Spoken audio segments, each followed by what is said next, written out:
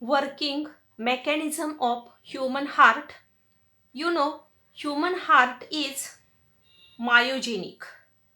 Myogenic means it is capable of generation of the concentration and the relaxation of the heart muscles due to presence of the special muscles present in the wall of the human heart called as the cardiac muscle. And here the human heart which shows the constitute the systole and diastole, and this systole is also called as the contraction, means the contraction of the heart muscles are called as the systole, and the relaxation of the heart muscles are called as the diastole.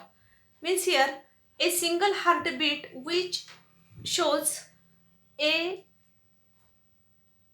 systole and a diastole, this is called as the heartbeat, and these heartbeats are also called as the cardiac cycle. Means here the working mechanism of the human heart is also called as the cardiac cycle. The definition of this cardiac cycle is consecutive systole and the diastole constitutes a single heartbeat or cardiac cycle. याचाच अर्थ human heart जे आहे ते myogenic आहे. याचा अर्थ त्याचं जे वर्किंग चालू असतं ते त्याच्यामध्ये असणाऱ्या ज्या स्पेशल मसल्स आहेत, म्हणजेच कार्डियक मसल्स, की जेणेकरून इम्पल्स जे असतात ते ॲटोमॅटिकच हृदयाच्या वॉलमध्ये तयार होत असतात आणि म्हणून त्याला मायोजेनिक हार्ट असं म्हणायचं. आता इथं कॉन्सिक्युटिव्ह याचा अर्थ एका पाठोपाठ एक किंवा सलग असे त्या ठिकाणी एक सिस्टॉल आणि एक डायस्टॉल असं ज्या वेळेला कंप्लीट होतं त्याला कार्डियक सायकल असं म्हणायचं. म्हणजेच या ठिकाणी हृदयाचं एकदा कॉन्ट्रॅक्शन एकदा रिलॅक्सेशन ह्या दोन इव्हेंट्स ज्या आहेत त्या ॲट ए टाईम होत असतात. म्हणजे एक सिस्टॉल आणि एक डायस्टॉल, त्यालाच हार्टबीट असं म्हणतात किंवा त्याला कार्डियक सायकल असं म्हणायचं. म्हणजे डेफिनेशन इथं आहे consecutive systole and the diastole constitute a single heartbeat. Constitutes म्हणजे घटक. एका हार्टबीटचे घटक दोन असतात, एक सिस्टॉल आणि एक डायस्टॉल. म्हणजे अगोदर सिस्टॉल होणार त्याच्या पाठोपाठ डायस्टॉल होणार आणि म्हणून ही डेफिनेशन इथं आहे. Cardiac cycle which is completed with in 0.8 second. Cardiac सायकलचा कंप्लीट होण्याचा कालावधी हा 0.8 सेकंद एवढा आहे. कारण in human heart beats about 72 times per minute. जर समजा एका मिनिटाला जर 72 वेळा हार्टबीट्स जर होत असतील, याचा अर्थ एक हार्टबीट कंप्लीट होण्यासाठी 0.8 सेकंदाचा कालावधी लागतो आणि त्यालाच कार्डियक सायकल आपण म्हणतो. म्हणजे कार्डियक सायकल कंप्लीट होण्याचा कालावधी हा 0.8 सेकंद एवढा आहे. Next point is cardiac cycle which consists of three events. Cardiac cycles or working mechanism of the human heart consist of the three events. First event called as the atrial systole. Atrial systole means the AS. Second, ventricular systole means the fierce, and third event is joint or complete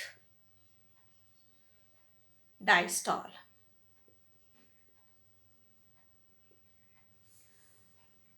म्हणजेच इथं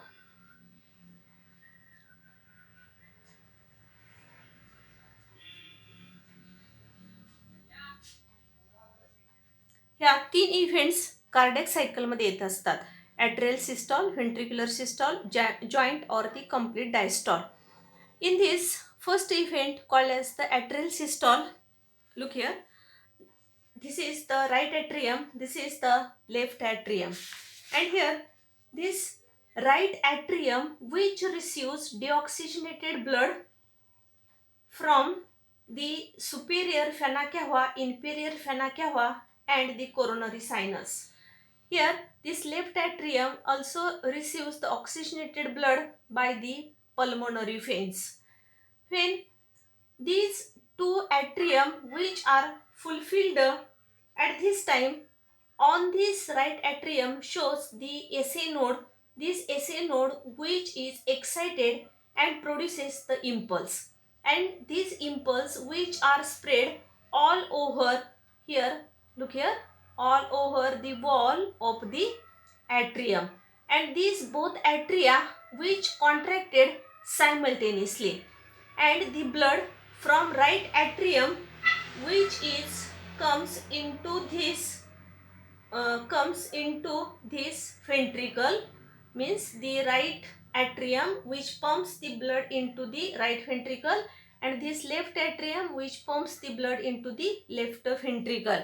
And this time period is only, means here this is the atrial, the first point is the atrial systole,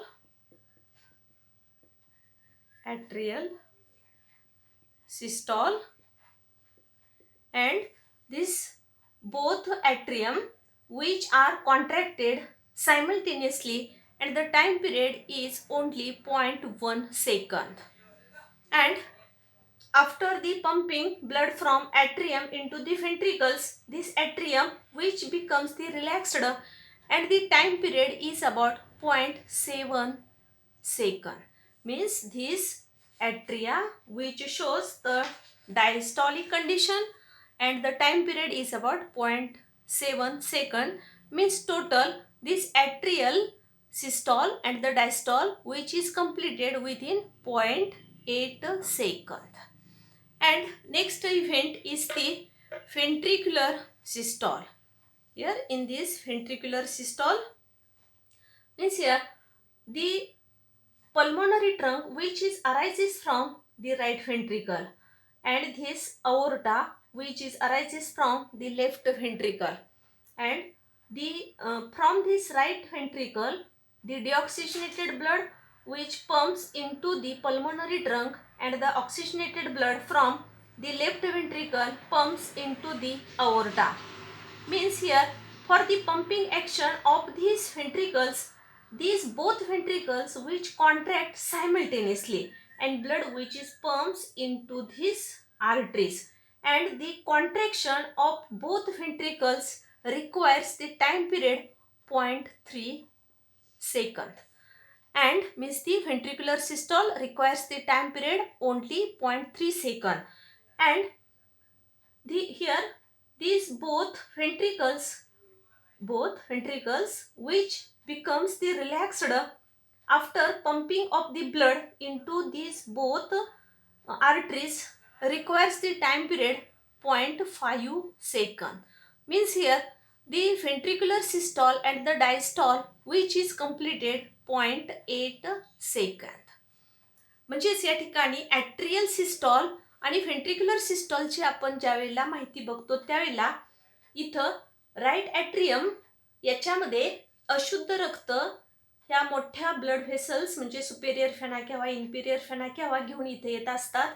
त्याच वेळेला oxygenated blood left ॲट्रियममध्ये pulmonary व्हेन्स घेऊन येत असतात, आणि ज्या वेळेला दोन्ही ॲट्रिया जे आहेत ते फुलफिल होतात ब्लडनं, त्यावेळेला आपल्याला माहिती आहे की कंडक्टिंग सिस्टीममध्ये आपण बघितले की राईट ॲट्रियमवरती एक त्या ठिकाणी स्पेशल मस्क्युलरचर आहे किंवा एक स्पेशल स्ट्रक्चर आहे, त्याला एसी नोड असं म्हणायचं. हा एसी नोड किंवा पेसमेकर जो आहे तो त्या ठिकाणी एक्साइट होतो आणि तिथं इम्पल्स हे जनरेट होत असतात. त्यावेळेला इथून आता इथं हा एसी नोड आहे, इथं आपल्याला माहिती आहे की एफी नोड असतो, तिथून इकडं त्या ठिकाणी इकडून इकडं बाहेर पडणारी बंडल ऑफ हीज किंवा त्याला तवेरा असं म्हणतात, आणि इथून परत ह्याच्या ब्लड व्हेसल्स इथं बंडल ऑफ हीज पासून पुरकिंचिस फायबर हे अराईज झालेले असतात. आणि आपल्याला माहिती आहे की पुरकिंचिस फायबर्स जे असतात त्यांचे जे छोट्या छोट्या ब्रांचेस असतात त्या पूर्ण व्हेंट्रिकलच्या वॉलवरती कव्हर झालेले असतात. म्हणजेच या ठिकाणी जी कंडक्टिंग सिस्टीम आहे त्याच्यामध्ये जे 4 कंडक्टिंग नोडल टिश्यूज जे आहेत, 4 कंडक्टिंग नोडल टिश्यूज, पहिली ही एसए नोड, दुसरा इथं एफी नोड, त्याच्यापासून अराईज झालेले बंडल ऑफ हीज आणि इथं असणारे हे पुरकेंजेस फायबर, अशी ही 4 नोडल टिश्यूज आहेत की जे इम्पल्स म्हणजे इथून इम्पल्स, इथं इम्पल्स जनरेट होत असतात, तिथून ते इम्पल्स जे आहेत हे इम्पल्स इथं ह्या एफी नोडकडं येत असतात. मग इथं समजा एफी नोड जो आहे त्या एफी नोडकडं ज्या वेळेला येतात त्यावेळेला ॲट्रियाच्या वॉलच्या पूर्ण चारी बाजूनं ॲट्रियाला ते कव्हर करत असतात आणि त्यामुळं इथं हा एसी नोड तिथून इम्पल्स इथं आले, याचा अर्थ पूर्ण ॲट्रियाच्या वॉलच्या भोवताली हे सगळे जे नोडल पाथ आहे तिथून इम्पल्स इथंपर्यंत आले. त्यावेळेला हे दोन्ही ॲट्रिया सायमल्टेनियसली ॲट ए टाइम एकाच वेळेला हे दोन्ही व्हेंट्रिकल्स, दोन्ही जे ॲट्रिया असतात ते कॉन्ट्रॅक्ट होतात.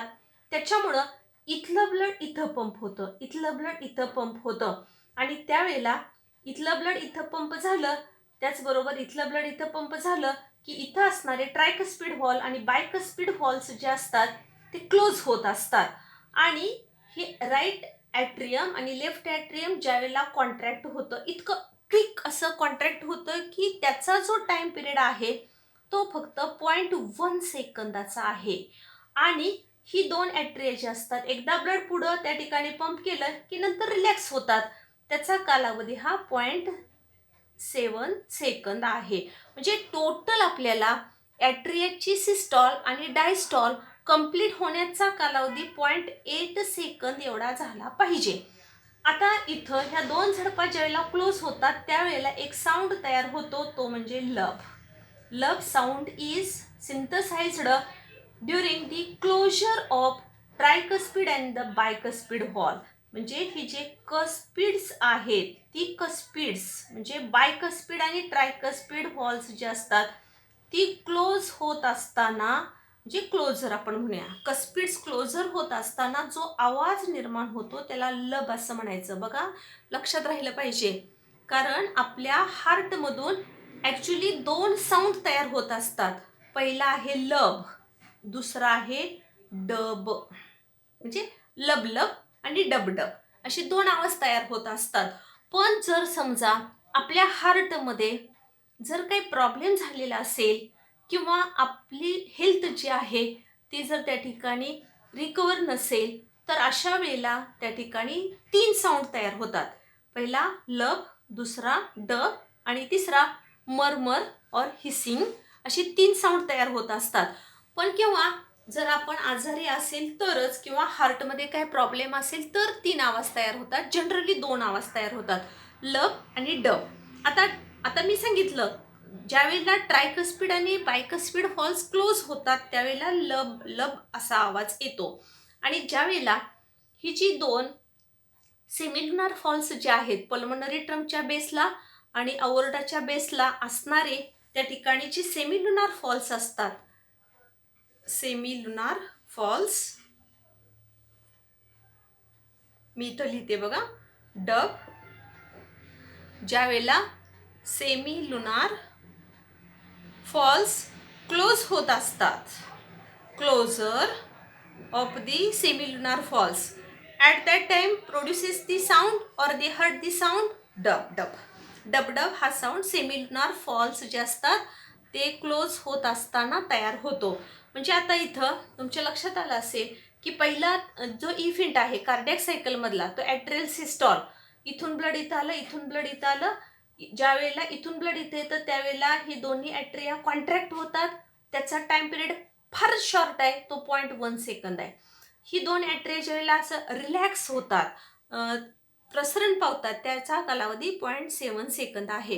व्हेंट्रिक्युलर सिस्टॉल जे आहे हे व्हेंट्रिक्युलर सिस्टॉल याचा अर्थ ज्यावेळेला ही इथून ब्लड इथं आलेलं असतं म्हणजे व्हेंट्रिकल्स ज्यावेळेला फुलफिल होतात त्यावेळेला ही जी पल्मोनरी ट्रंक आणि अओर्टा जो आहे त्याची जी सेमिलुनार फॉल्स असतात ती ओपन होतात आणि इथून ब्लड इथं पंप होत असतं.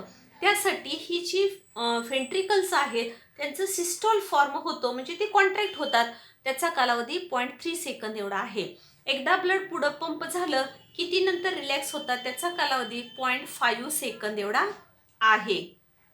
म्हणजे इथं सुद्धा दोन्हींची बेरीज जर आपण बघितली 0.8 सेकंद झाली पाहिजे. ह्या दोन्हींची बेरीज ही 0.8 सेकंद एवढी झाली पाहिजे.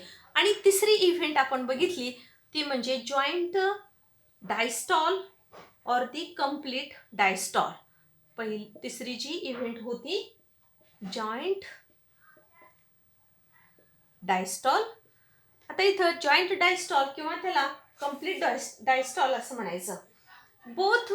both atria and the ventricles which forms the relax and it requires the time period only 0.4 second.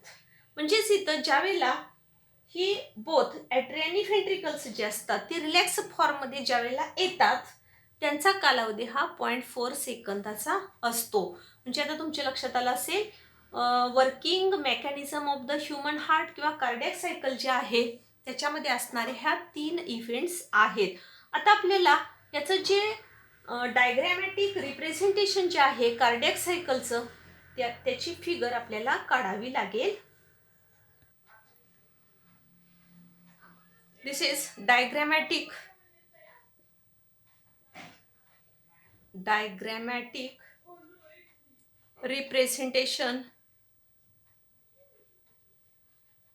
representation of cardiac cycle. Look here, this is 0.1 second called as the atrial systole.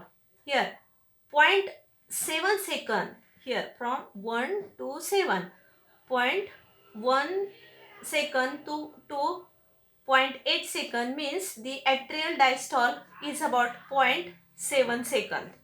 Here this is called as the ventricular systole only. Here 1.1 to 0.4 means the 0.3 second. Here ventricular diastole is about the 0.5 second. And here joint diastole only 0.4 second. Atrial systole 0.1 second. And here atrial diastole about the 0.7 second. आता cardiac cycle जे आहे इथं आपण जो x axis जे आहे ह्या x axis वरती टाइम घेतलंय इन सेकंद मध्ये. हा या ठिकाणी वाय ॲक्सिस आहे आणि याच्यावरती आपण कार्डियक सायकल कशी कंप्लीट होत असते हे दाखवलेलं आहे. म्हणजे ॲट्रियल सिस्टॉल त्याचा टाइम पिरियड आपण बघितलाय फक्त 0.1 second.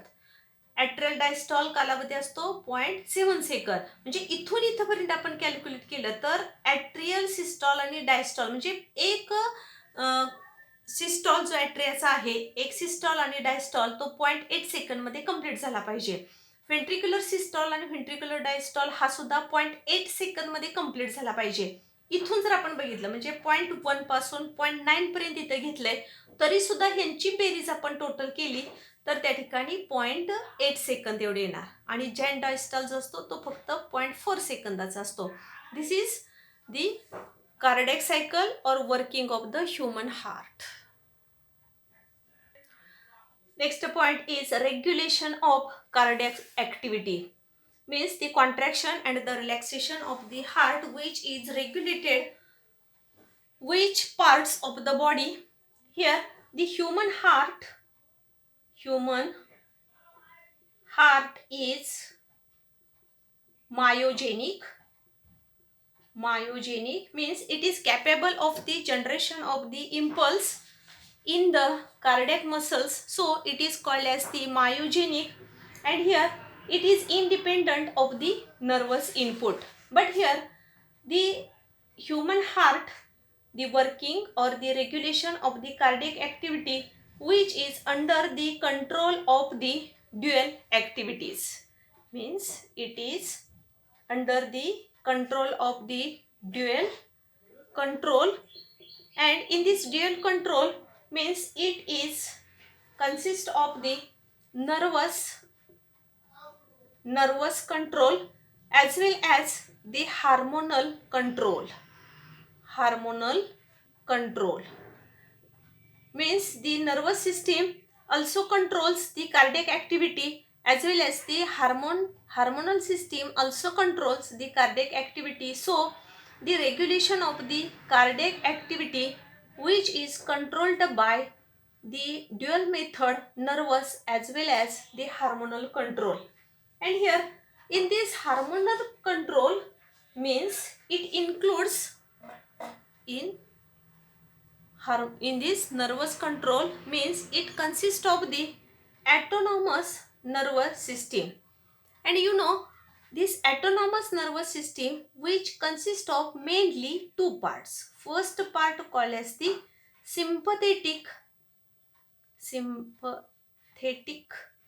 nervous system, and second called as the parasympathetic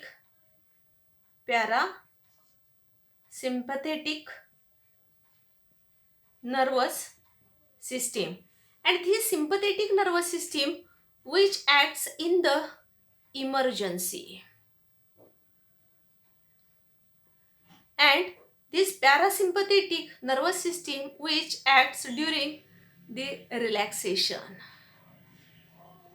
Means here the sympathetic nervous system which acts during the emergency, and in this sympathetic nervous system which secretes the hormone called as the adrenaline. This adrenaline is also called as the epinephrine.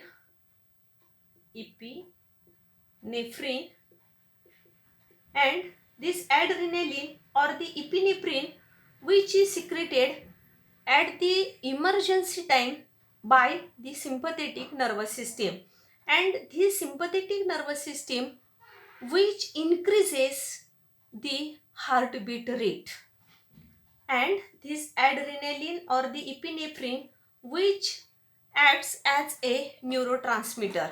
Similarly, this parasympathetic nervous system which working in the relaxation or in the relaxed form.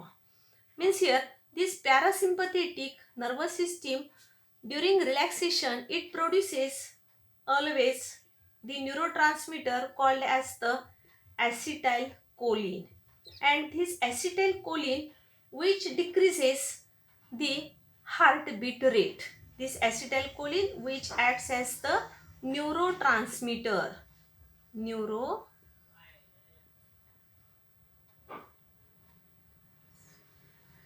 आता इथं तुमच्या लक्षात आलं असेल की human heart जे आहे हे मायोजेनिक आहे.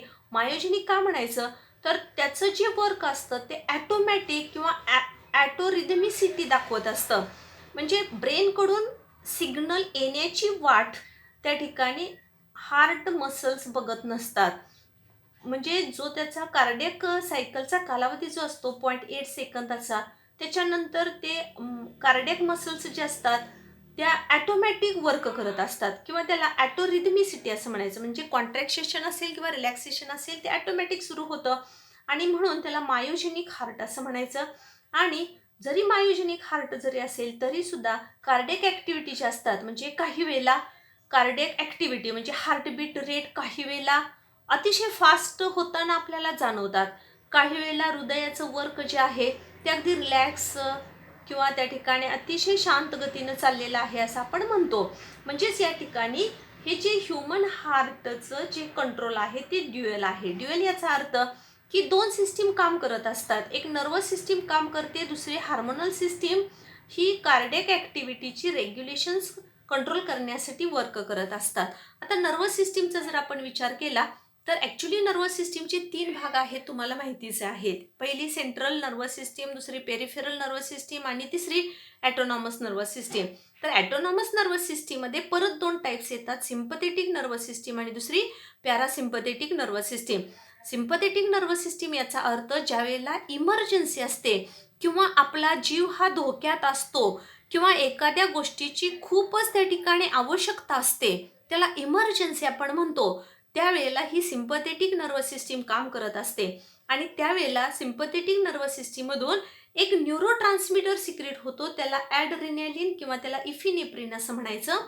पण जर समजा इमर्जन्सी संपली असेल आणि आपण जर नॉर्मल कंडिशनमध्ये असेल किंवा रेस्टिंग फॉर्ममध्ये असेल, आपण जर विश्रांती घेत असेल, तर दुसरी जी सिस्टीम आहे ती पॅरासिम्पथेटिक नर्वस सिस्टीम काम करत असते. त्यावेळेला ॲसिटाइलकोलिन हा न्यूरो ट्रान्समीटर सिक्रेट होत असतो.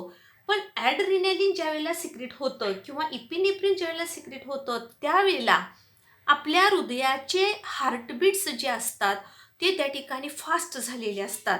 म्हणजे हार्ट रेट जो आहे तो फास्ट झालेला असतो, कारण आपल्या प्रत्येक सेलपर्यंत ऑक्सिजन जास्तीत जास्त सप्लाय करता यावा.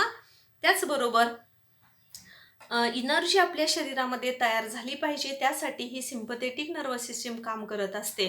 आता मी तुम्हाला एक्झाम्पल पूर्वीसुद्धा सांगितलेलं होतं. जर समजा तुम्ही जंगलातून फिरत निघालेला आहात आणि तुमच्यासमोर जर एखादा वाघ जर आलेला असेल, तर तुमच्यासमोर 2च ऑप्शन शिल्लक राहिलेले असतात. एक म्हणजे फाईट, दुसरं फ्लाईट.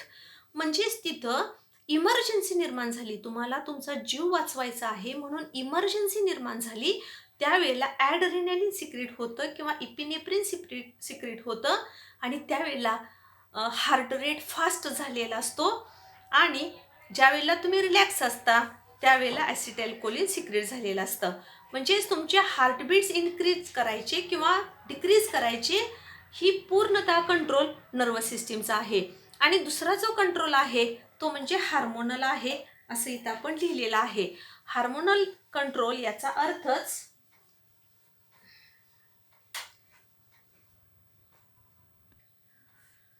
हार्मोनल कंट्रोल जो आहे, ह्या हार्मोनल कंट्रोलमध्ये त्या ठिकाणी काही केमिकल्स कंट्रोल होऊ शकतात. आता इथं chemical control of the heart rate includes the conditions of the hypoxia as well as the acidosis, alkalosis, and the hormones like the epinephrine as well as the norepinephrine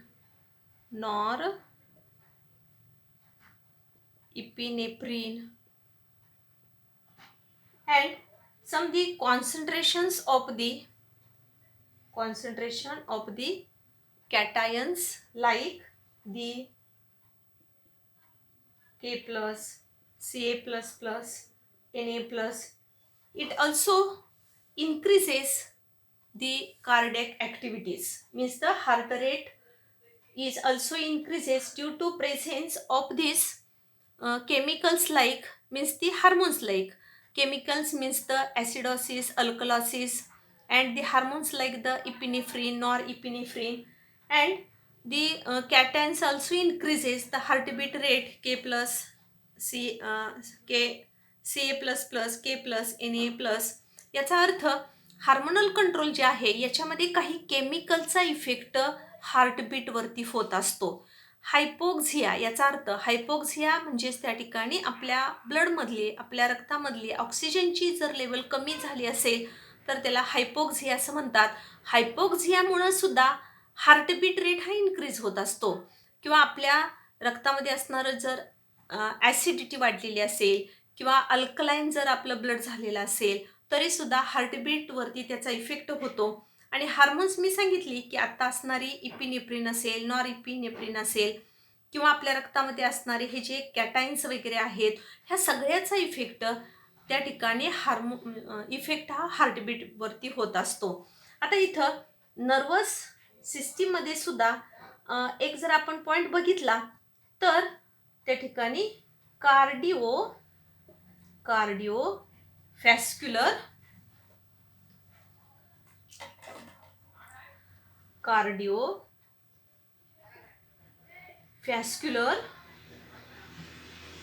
center is present in the medulla oblongata. म्हणजेच इथं आपल्या ब्रेनमध्ये सुद्धा, म्हणजे हा medulla ऑब्लॉंगाटा हा ब्रेनमध्ये असणारा हा ब्रेनचा part आहे. मेडुला ऑब्लॉंगाटा, ह्या ब्रेनमध्ये असणारा मेडुला ऑब्लॉंगाटा याच्यामध्ये एक कार्डिओव्हॅस्क्युलर सेंटर आहे की जे कार्डियक ॲक्टिव्हिटी सुद्धा कंट्रोल करू शकतं. म्हणजेच या ठिकाणी आता हे कार्डिओव्हॅस्क्युलर सेंटर त्या ठिकाणी त्याला काही इम्पल्स हे काही रेसिप्टारकडून जात असतात. आता काही रेसिप्टार्स आपल्या बॉडीमध्ये असतात की जे रेसिप्टार्स जे स्टिम्युलाय मिळालेलं आहे त्याचं कन्व्हर्शन त्या ठिकाणी इम्पल्समध्ये करत असतात. आणि कार्डिओव्हॅस्क्युलर सेंटरला जे इम्पल्स कॅरी करणारे जे रिसेप्टर्स आहेत किंवा कार्डियक ॲक्टिव्हिटीसाठी आवश्यक असणारे काही रिसेप्टर्स आहेत, त्याच्यामध्ये पहिला रिसेप्टर आहे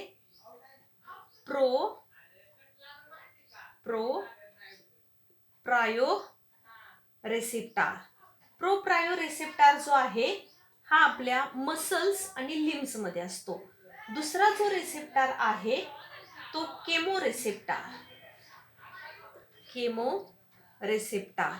आता हा केमो रेसेप्टार जो आहे तो आपल्या ब्लडमध्ये असतो, ब्लड व्हेसल्स जे आहेत त्याच्यावरती असतो. आणि तिसरा जो आहे तो म्हणजे बॅरो रेसेप्टार. हा जो रेसेप्टार आहे ते आपल्या आर्टरीज आणि व्हेन्स जे असतात त्याच्यावरती असतात. म्हणजे आर्टरीज आणि व्हेन्स जे आहेत म्हणजे ॲक्च्युली ब्लड व्हेसल्स जे आहेत त्याच्यावरती असणारा बॅरो रेसेप्टार. केमो रेसेप्टार्स जे असतात ते सुद्धा ब्लड व्हेसलच्या आतच असतात, पण त्या ठिकाणी ब्लड व्हेसलमध्ये असणारं जे ब्लड आहे त्याच्यामध्ये जे केमिकल चेंजेस होत असतात ते रिसीव्ह करण्यासाठी हे रेसेप्टार्स असतात. आणि प्रो रेसेप्टार्स जे असतात ते आपले पाय किंवा स्नायू जे असतात त्याच्यामध्ये ते मॉनिटरिंग करत असतात. म्हणजे हे सगळे जे रिसेप्टार्स आहेत प्रायो रेसेप्टार, केमो रेसेप्टार, बॅरो रेसेप्टार, हे सुद्धा त्या ठिकाणी हार्टबीट जे आहे ते कंट्रोल करण्यासाठी त्यांच्याकडून जे इनपुट्स ह्या वेगवेगळ्या रेसेप्टारकडून जे कार्डिओव्हॅस्क्युलर सेंटर जे आहे मेडुला ऑब्लांगाटामध्ये बसवलेलं असतं त्याच्याकडे ते जात असतात, की जेणेकरून हार्ट ॲक्टिव्हिटी म्हणजे हार्टबीट रेट जो आहे तो रेग्युलेट करण्यासाठी नर्वस त्याचबरोबर हार्मोनल म्हणजे ड्युअल कंट्रोल हा होत असतो. इथं हा regulation of the cardiac activity point संपलेला आहे.